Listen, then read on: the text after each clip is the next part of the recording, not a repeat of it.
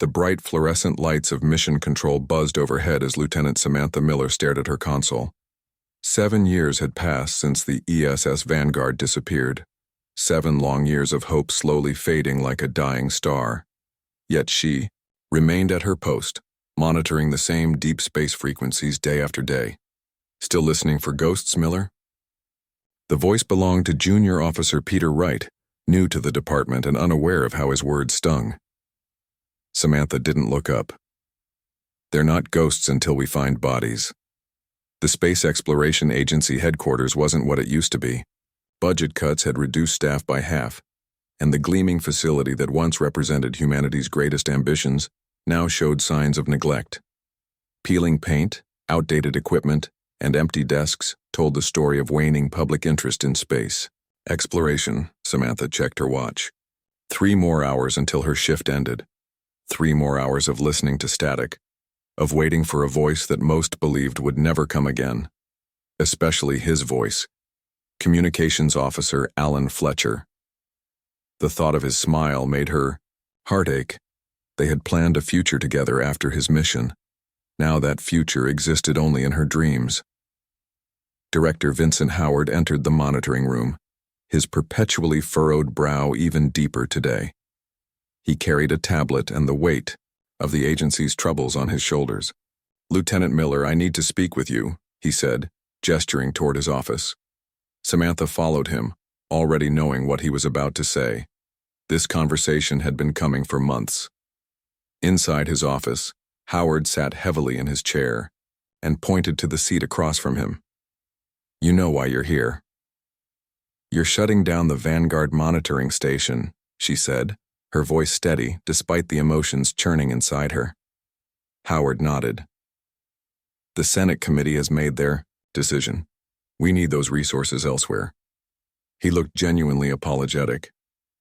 7 years, Samantha. No signals, no debris field, nothing. Commander Patterson and his crew are gone. "We don't know that for certain," she countered. "The anomaly they were investigating could have affected their communication systems. They could be." "Stop."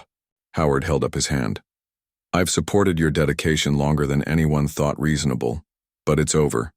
By next week, your listening post will be repurposed for the Mars colony communications." Samantha wanted to argue but saw the finality in his eyes. Instead, she asked, "Can I at least finish out the week on monitoring duty?" Howard nodded. "Of course, and the agency will find a good position for you on another project. Your skills are too valuable to lose." She left his office feeling hollow, 7 years of hope dashed by a budget meeting. Outside the C building, the spring air felt unusually cold.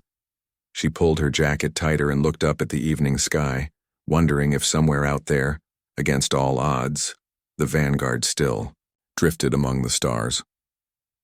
Dr. Elizabeth Sawyer hunched over her desk at the Astrophysics Research Center, reviewing her calculations for the 100th time. The data from the anomaly where the Vanguard disappeared still didn't make sense. Traditional physics couldn't explain the readings they had received in those final moments before communication was lost. A knock at her door pulled her attention away from her work. It was Dr. Nathan Brooks, her department head. Still obsessing over the Vanguard anomaly? He asked, leaning against the doorframe. "It doesn't fit any known model," she replied, pointing to her screen. "Look at these energy signatures. They suggest some kind of space-time distortion, but not like anything we've documented before."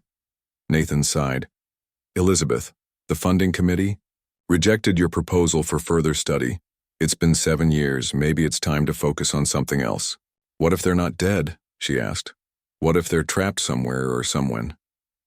"You've been spending too much time with Lieutenant Miller," he said with a sad smile. "Her dedication is admirable, but at some point we have to accept reality." After he left, Elizabeth returned to her calculations. Something about the anomaly had always bothered her. If it was a natural phenomenon, why had it appeared and disappeared so quickly? And why had it left no trace except in their sensor logs? She rubbed her tired eyes and decided to head home. Tomorrow would bring another day of questions without answers. High above Earth, Captain Frank Daniels floated through the command center of the Orbital Defense Platform, Earth's first line of protection, against meteors and other space debris. The station also served as an early warning system for approaching spacecraft, though these were invariably their own returning vessels. "Status report," he called to his crew. "All systems normal, Captain," replied Officer Linda Graham from her monitoring station. Another quiet day in the neighborhood. Frank smiled. Quiet days were good days in his line of work. He was about to order a routine sensor sweep when alarms suddenly blared throughout the station. "What's happening?" he demanded, pushing himself toward the main console. Linda's fingers flew over her keyboard. "Unknown object approaching from the outer system, sir. It's moving fast. Impossibly fast." "Show me." The main screen displayed a distant object moving toward Earth. The computer was struggling to calculate its velocity. "Is it on a collision course?" Frank asked, tension building in his chest. "No, sir, it's slowing down." Linda looked up, confusion clear on her face. "It's decelerating rapidly, almost as if what? As if it's coming in for a controlled approach." Frank studied the readings. "Get me visual as soon as possible. And alert Earth Command. This could be first contact." Minutes passed as the object continued its approach, slowing to a more conventional speed. When the visual finally came through on the screen, a collective gasp filled the command center. That's not possible," Linda whispered. On the screen was a spacecraft clearly of human design but strangely altered. Its hull was covered in unfamiliar patterns that seemed to shift and move. New structures extended from what was once a familiar shape. Despite the modifications, the name was clearly visible on its side: ESS Vanguard. Before Frank could process what he was seeing, the communications officer called out, "Captain, we're receiving a transmission on an old C frequency." "Put it through," Frank ordered, his voice barely audible over his pounding heart. Static filled the room, then cleared to reveal a voice that had not been heard in 7 years. "This is Commander George Patterson of the ESS Vanguard, requesting permission to approach Earth orbit. Is anyone receiving this? Earth, do you copy?" Frank exchanged looks with his stunned crew before pressing the communication button. "This is Captain Frank Daniels of Earth Orbital Defense. We copy, Vanguard. Where have you been for the past 7 years?" There was a pause before the reply came. 7 years? That's impossible. We've only been gone for 3 months. Frank felt a chill run down his spine as he looked again at the strange modifications to the ship. "Stand by, Vanguard. Maintain your position while we contact Earth Command. And welcome back, I guess." As alerts went out across the planet, Frank couldn't shake the feeling that the ship that had returned was not the same one that had left. And perhaps neither was its crew. News of the Vanguard's return spread across Earth like wildfire.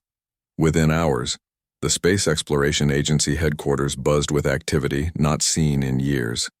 Samantha Miller ran through the crowded halls, pushing past reporters and government officials who had suddenly taken an interest in the agency they had been eager to defund just days earlier. Director Howard stood at the entrance to the Emergency Command Center, his face a mixture of shock and disbelief. "Is it true?" Samantha asked, breathless from her sprint across the building. "Is it really them?" Howard nodded slowly. "The orbital platform confirmed it. It's the Vanguard, or at least something that used to be the Vanguard." "What do you mean?" He stepped aside, allowing her into the room. On the main screen was an image that made her gasp. The ship she had spent years hoping to see again was there, but drastically changed. The once sleek exploration vessel now featured strange metallic patterns across its hull that seemed to move when not directly observed. New structures extended from its frame, giving it an alien appearance despite its human origin. "We've established limited communication," Howard explained. "They claim only 3 months have passed for them. They have no idea they've been gone." "For 7 years," Samantha's heart raced. "Alan, is he—" "The crew manifest matches. All 30 crew members are accounted for, including Communications Officer Fletcher." She felt her knees weaken. Alan was alive. After 7 years of hoping against hope, he had returned. Dr. Elizabeth Sawyer rushed into the room, clutching a tablet. "I need to see the sensor readings from the orbital platform," she demanded without greeting anyone. A technician brought up the data, and Elizabeth's eyes widened. These readings, they match the anomaly patterns from 7 years ago, but in reverse. It's as if whatever swallowed them has spit them back out. We've established a quarantine zone in orbit, Howard said. No one goes up, no one comes down until we understand what we're dealing with. Samantha stepped forward. Sir, I request permission to join the communication team. I know these people. I can help. Howard hesitated, then nodded. Fine. But observe only for now. No personal conversations. On the other side of the world, military bases went on high alert.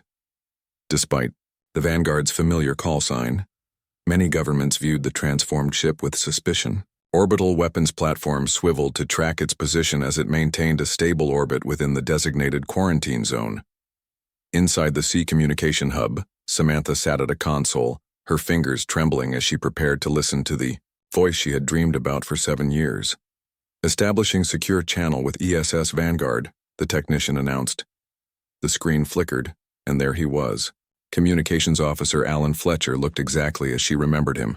Not a day older, his kind eyes and serious expression unchanged. The sight of him made her breath catch. This is Earth Command to ESS Vanguard. We're conducting preliminary interviews with all crew members, the lead communicator said. Alan nodded. Understood, Earth Command. I'm ready to answer any questions. The official interview began with basic questions about the mission and the crew's experience. Alan explained that from their perspective, they had encountered the anomaly, lost communications, for what seemed like a few hours, and then found themselves in a different part of space with their ship. Improved. Improved by whom? The interrogator asked. We call them the architects, Alan replied. It's hard to explain with our current scientific vocabulary. They exist across multiple dimensions. They found us interesting. Samantha couldn't stay silent any longer. She leaned toward the microphone. Alan, it's Sam. His eyes widened, focusing on the camera as if trying to see through it to her. Sam, you're there? Yes. We need to understand what happened. You've been gone for 7 years, not 3 months. Alan's expression changed. Confusion, disbelief, then a strange acceptance that seemed too quick, too calm. Time dilation. The architects explained this might happen, but we didn't understand the scale. He paused. 7 years? That means you thought we were dead. I never gave up, she said, ignoring the warning glances from her colleagues. The conversation continued, as Alan explained more about these architects and the changes to their ship. He claimed they were a benevolent species fascinated by human potential. They had upgraded the Vanguard with technology beyond human understanding, propulsion systems that bent space-time, energy sources that drew power from dimensional boundaries, and materials that responded to thought. As the interview progressed, Dr. Sawyer noticed something odd. His responses are too perfect, she whispered to Samantha. No hesitation, no searching for words, even when describing concepts supposedly beyond human comprehension. Samantha had noticed it too. Alan spoke differently, his cadence more measured, his vocabulary subtly altered. It was him, but something was off. After the interview, the Sea convened an emergency meeting. Medical teams reported that scans of the ship revealed unusual energy signatures emanating from both the vessel and the crew members themselves. We can't let them down here until we understand what's happened to them, one official argued. They're human beings who've been lost for 7 years, Howard countered. We can't leave them in orbit indefinitely. The debate raged until a compromise was reached. A small team would board the Vanguard, conduct in-person interviews, and bring back samples of the new technology for analysis. Captain Frank Daniels volunteered to lead the mission. I made first contact with them.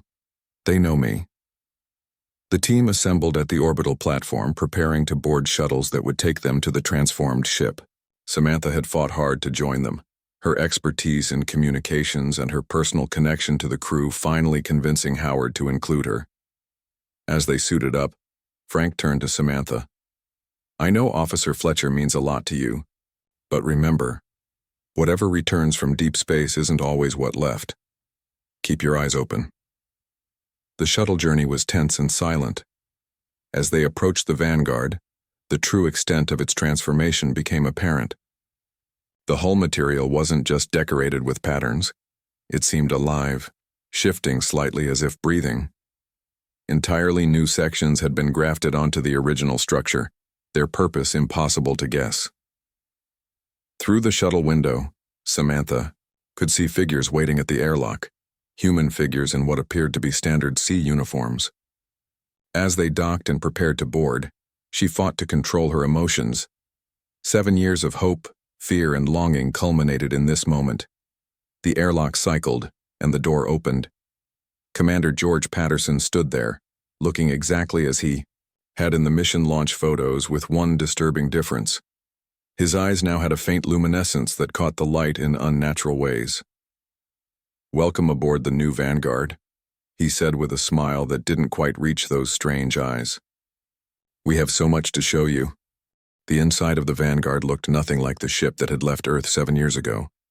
The walls glowed with a soft blue light that seemed to come from nowhere and everywhere. The floor was made of a material that felt solid, yet slightly yielding under their boots. Most strange of all, the interior was much larger than the original ship design. "How is this possible?"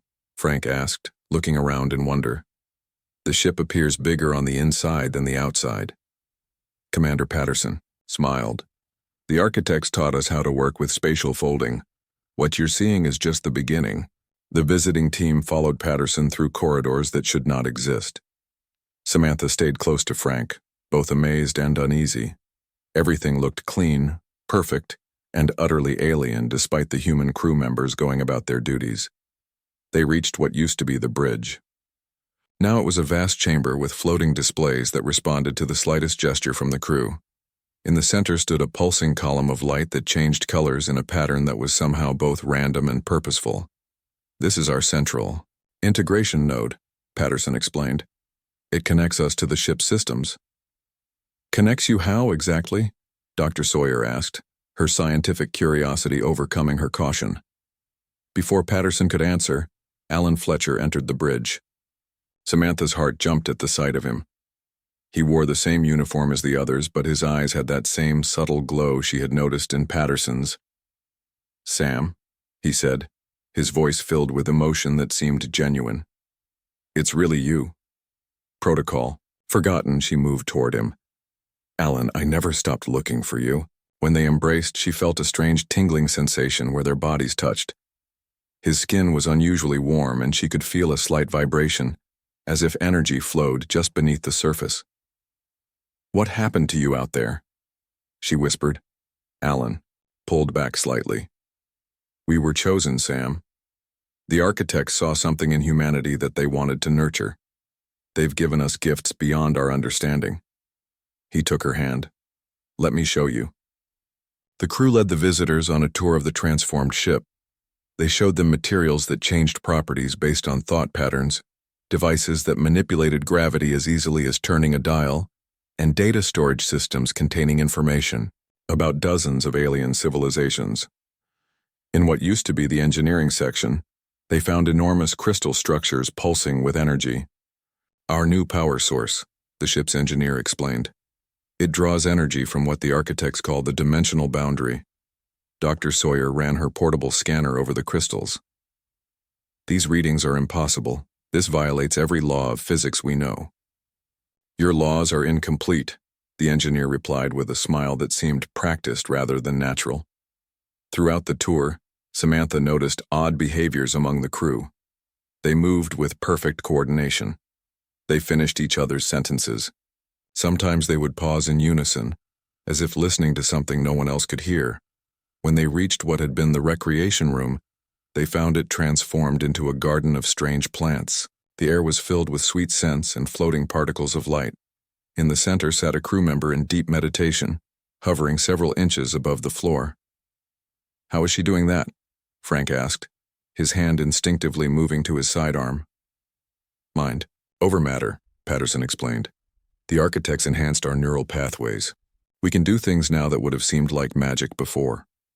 After hours of exploration and explanations that raised more questions than answers, the visitors gathered samples of the new materials and prepared to return to Earth. Medical scans of volunteer crew members showed significant changes to their biology: enhanced neural networks, new structures in their brains, and microscopic machines in their bloodstreams. As they prepared to leave, Alan pulled Samantha aside. "I need to tell you something important," he said, glancing around to make sure they were alone. "Not everything is as Patterson describes it." "What do you mean?" she asked. "The architects did help us, but there's more to their plan than just giving humanity advanced technology. They want something in return." His voice dropped to a whisper. "Some of us are starting to question their intentions." Before he could explain further, Commander Patterson appeared in the corridor. "Time to say goodbye, Fletcher. Our guests need to report back to Earth." Alan squeezed her hand. "We'll talk again soon. Just be careful with the technology we've provided. It's not just tools. It's something more." The return shuttle was quiet, as everyone processed what they had seen. Dr. Sawyer examined the samples they had collected, her face pale with concern. "These aren't just advanced materials," she told Frank quietly. "They're alive somehow. They respond to neural patterns. And look at this." She showed him readings from her scanner. "The crew members we examined have been modified at the cellular level. They're not entirely human anymore." Back on Earth, lengthy debriefings followed. The visiting team described everything they had seen, and scientists began analyzing the samples. After days of tests and discussions, Director Howard made the controversial decision to allow a small group of crew members, including Alan Fletcher, to return to Earth under strict monitoring. The crew members passed every medical test designed to detect disease or contamination. Despite their biological changes, they appeared healthy and sane. Their knowledge of advanced physics and engineering amazed Earth's scientific community. Soon, research teams around the world began working with the returned crew to understand and replicate the alien technology. Alan moved into a secure facility where he could be studied and debriefed further. Samantha visited him daily, trying to reconnect with the man she had loved. Sometimes he seemed like his old self, laughing at private jokes and reminiscing about their past. Other times he seemed distant, his mind elsewhere, his attention caught by things only he could perceive. 3 weeks after the crew's return to Earth, the first prototype based on the alien technology was completed, a small device that could manipulate gravitational fields. The demonstration was scheduled for a select audience of scientists and government officials. The night before the demonstration, Samantha found Alan sitting in the dark, staring at his hands. "What's wrong?" she asked, sitting beside him. "It's starting," he said without looking up. "Once they activate that device tomorrow, there's no going back." "No going back from what?" Alan finally looked at her, his eyes glowing more brightly than she had ever seen. "The integration. The architects don't just want to give us technology, Sam. They want to change us. All of us, and the scary thing is, part of me thinks they're right. Humanity needs to evolve to survive what's coming." "What's coming?" she asked, a chill running down her spine. "The others. The universe isn't just filled with benevolent teachers like the architects. There are predators out there, and Earth is a very small fish in a very big pond." Samantha took his hand, noticing again the strange warmth and vibration. "Alan, we need to tell someone. If there's danger." "It's not that simple," he interrupted. "The changes have already begun in us. In me. Sometimes I can't tell where my thoughts end and theirs begin." He gripped her hand tightly. "I need you to promise me something. Whatever happens, remember who I was. Who we all were. Human." As the night grew deeper, Samantha listened to Alan describe a universe far more complex and dangerous than humanity had ever imagined. And as he spoke, she realized that the return of the Vanguard wasn't an end to a mystery. It was just the beginning. The first demonstration of alien technology changed everything. In a secure laboratory underneath the sea headquarters, Scientists activated the gravity manipulation device. It was a small silver object that resembled a smooth riverstone. When powered on, it glowed with an inner blue light and created a controlled field where objects floated freely in the air.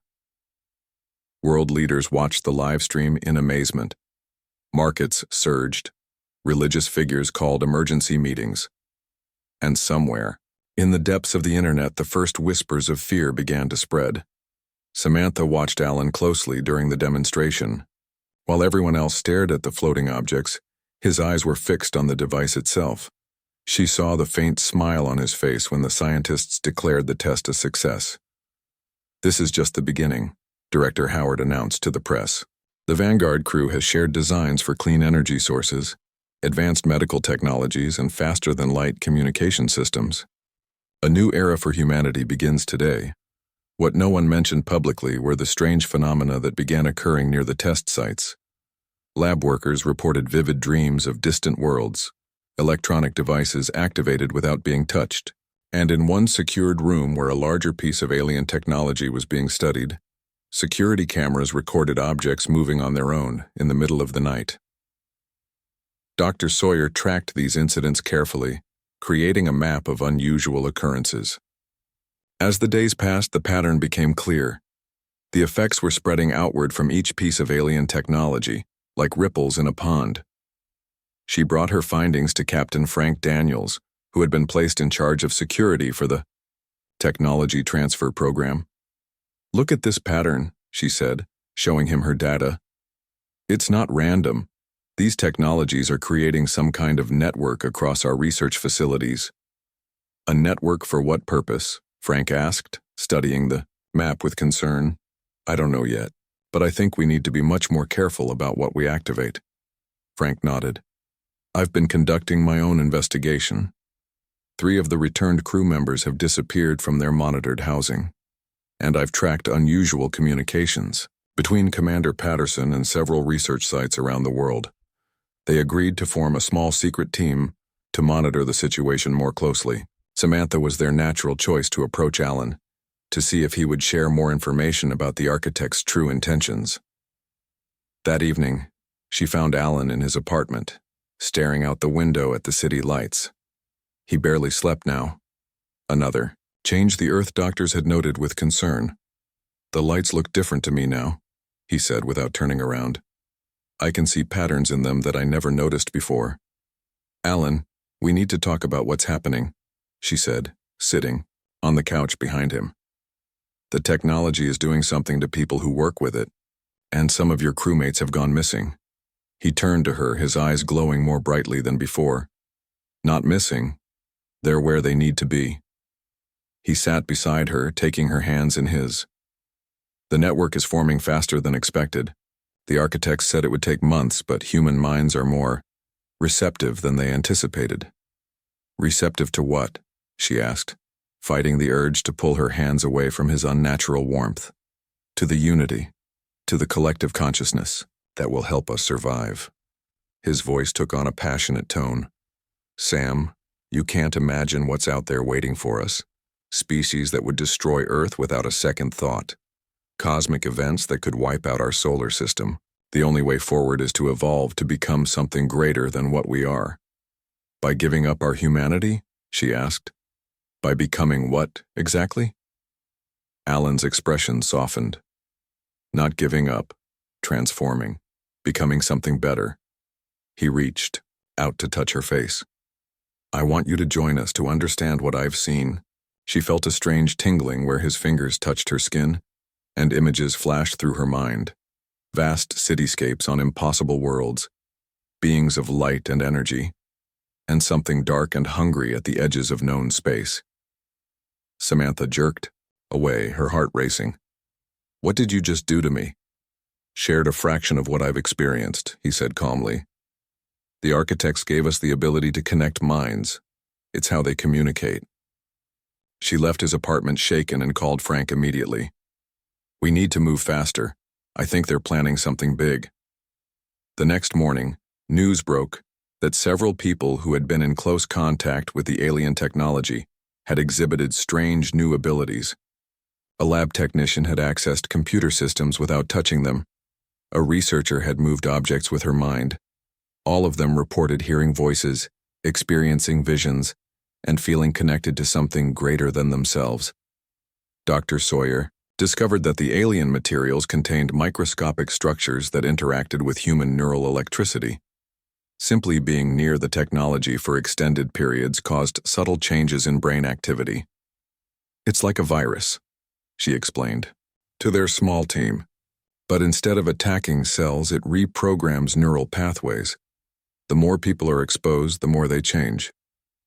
What alarmed them most was how many high-ranking officials had been present at technology demonstrations around the world. Ministers, generals, and corporate leaders had all been exposed. Frank's security team conducted a raid on a warehouse where 3 of the missing Vanguard crew members had been tracked. Inside, they found a larger version of the central node Samantha had seen on the ship. It pulsed with energy and was connected to dozens of the alien devices, forming a web-like structure across the ceiling. As they approached it, the devices activated on their own. Half of Frank's team collapsed instantly, their eyes rolling back as they convulsed on the floor. The others, including Frank, managed to retreat, but not before seeing their fallen comrades stand up with glowing eyes, moving with the same unnatural coordination they had observed in the Vanguard crew. That night, emergency meetings were held at the highest levels of government, but it was already too late. Many of those making decisions had been exposed and subtly influenced. They argued for more interaction with the technology, not less. They dismissed concerns as paranoia and fear of progress. Samantha received an urgent message from Alan, asking her to meet him at the C headquarters. Despite Frank's warnings, she went. She found Alan in the main research lab standing before the largest piece of alien technology they had brought to Earth, a crystalline structure that towered nearly to the ceiling. "It's time, Sam," he said when he saw her. "Tonight, the integration begins in earnest." "What does that mean?" she asked, staying near the door. "The network is complete. When this node activates, it will connect minds across the globe. Those who have been prepared will join the collective first. They'll help the others understand." "Join the collective?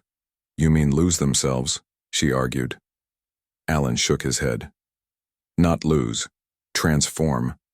The architects have done this hundreds of times, with other species. They find promising civilizations and help them take the next evolutionary step. Without asking if we want to take that step," she countered. "Because they know we wouldn't choose it on our own," he admitted. "Fear would hold us back. But once you experience it," his eyes glowed brightly. "Once you feel the connection, you understand why it's necessary." Samantha noticed other people entering the lab. Scientists and security personnel with the same glowing eyes. Commander Patterson arrived last, now openly changed, his skin faintly luminescent. "The transformation has already begun in population centers near our technology," Patterson announced. "By morning, thousands will be connected. By the end of the week, millions. There is no stopping it now." Samantha backed toward the door. "Alan, please, this isn't right." For a moment, doubt flickered across his face. "Part of me knows that," he said quietly. "But I can't stop it either. The architects are in my mind now, Sam. In all our minds." As Patterson approached the crystal, to activate it, alarms suddenly blared throughout the building. Frank's voice came over the intercom. "This facility is locked down. All personnel evacuate immediately. This is not a drill." Samantha used the distraction to slip out the door. As it locked behind her, she saw Alan watching her through the glass, his expression torn between the man he had been and whatever he was becoming. The next 48 hours were chaos. Across the globe, people who had been exposed to the alien technology began to change. Their eyes developed that now familiar glow. They moved with unnatural grace. And most disturbing of all, they started to work together with perfect coordination, as if guided by a single mind. Samantha, Frank, and Dr. Sawyer gathered in a makeshift command center at an old military bunker outside the city.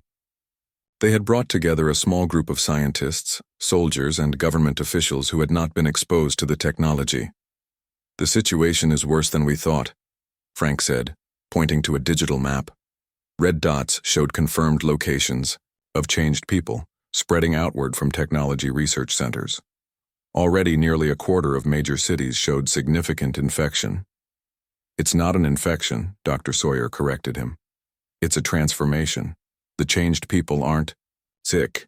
They're different. And they're convincing others to join them willingly. On screens around the room, news reports showed the changed people speaking with one voice about humanity's next great step. They promised peace, technological advancement, and protection from cosmic threats.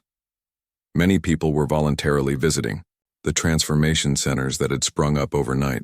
Samantha watched with a heavy heart. They're using our own fears and hopes against us. We need to understand exactly what the architects want, Dr. Sawyer said. Are they truly benevolent guides, or is there another purpose to all this? Just then, the communication system beeped. A message had come through on a secure channel. From Alan. Sam, I know you're listening. His voice came through, sounding strained. The part of me that's still me is fighting to stay in control. I need to see you. I have information about the architects that you need to know. Frank shook his head. It's a trap. Maybe, Samantha agreed. But he sounds different. What if part of him is still fighting this? After much debate, they decided to meet Alan at a neutral location, an abandoned observatory on a hillside outside the city. Samantha would wear monitoring equipment that would allow the team to track her vital signs and location. The observatory was cold and dusty when she arrived. Moonlight streamed through the open dome where a telescope once stood. Alan was waiting, standing perfectly still in the center of the room. Thank you for coming, he said, his voice more like his old self than she had heard in days. Are you still you? She asked, keeping her distance. He smiled sadly. Parts of me. It's like being a passenger in my own body sometimes. But right now, I'm fighting through. The architects don't understand human emotions well. Strong feelings can temporarily break their control. And what are you feeling right now, she asked. Fear. For you. For Earth. He stepped toward her. Sam, the architects aren't what they claim to be. They don't just help species evolve. They harvest them. Harvest? How? They find promising civilizations and guide their development. They introduce advanced technology that changes biology, creates a network of connected minds. But the network isn't just for communication. It's for control. His eyes flickered, the glow strengthening then fading as he fought for control. Once enough minds are connected, the architects join the network themselves. They take the best parts of each species, their knowledge, their creativity, their unique perspectives, and add it to their own collective. And what happens to the species? Samantha asked, though she feared she knew the answer. Their individuality fades. They become drones in the collective, building blocks for the architect's expansion. He grimaced, clearly fighting an internal battle. The crew is split. Some, like Patterson, have fully embraced the architect's vision. Others are fighting it. I'm trying to stay me for as long as I can. Samantha approached him cautiously. How do we stop this? The central node at C headquarters. If you can, destroy it before it reaches full power. You might disrupt the network long enough for people to break free. He reached out and took her hand. But you have to hurry. By dawn, it will be too late. His touch was still unnaturally warm, but she didn't pull away. Come with me, Alan. Help us. I can't. I'm too far gone. His eyes flared bright blue. They know I've betrayed them. They're coming for me now. Before she could respond, the door burst open. Commander Patterson stood there, his body now visibly transformed. His skin had a metallic sheen, and patterns like those on the ship's hull moved across his face. You disappoint me, Fletcher, Patterson said, his voice resonating oddly. The architects offered you perfection, and you cling to your flawed humanity. Alan pushed Samantha behind him. Run, he whispered. I'll hold them off. She fled through, a back exit as sounds of struggle erupted behind her. Outside, Frank waited in a vehicle, engine running. They sped back to the bunker to form a plan. By midnight, their small team had gathered everything they needed. Dr. Sawyer had created a device that might disrupt the alien technology long enough for them to destroy the central node. Frank had assembled a strike team of soldiers who had not been exposed. The C headquarters was heavily guarded by changed people, but they had an unexpected advantage. The changed moved with a hive mind, making their actions predictable. Frank's team created a diversion at the main entrance while Samantha, Dr. Sawyer, and 2 soldiers entered through maintenance tunnels. They reached the main lab to find the crystal structure now towering to the ceiling, pulsing with energy. Around it stood dozens of changed people, including several government officials, all with glowing eyes, all moving in perfect unison. In the center stood Director Howard, now fully changed, his skin luminescent. "You're too late," he said, his voice overlaid with something inhuman. "The network has reached critical mass. The architects are already joining with us." Dr. Sawyer activated her disruption device. For a moment, nothing happened. Then the changed people staggered, clutching their heads as if in pain. The crystals pulsing faltered. "Now," Frank shouted over the radio. His team outside had planted explosives around the building's power supply. The first explosion cut the main power. Emergency lights came on as Samantha and the soldiers placed their own explosives around the base of the crystal. Suddenly, Alan appeared at the lab door.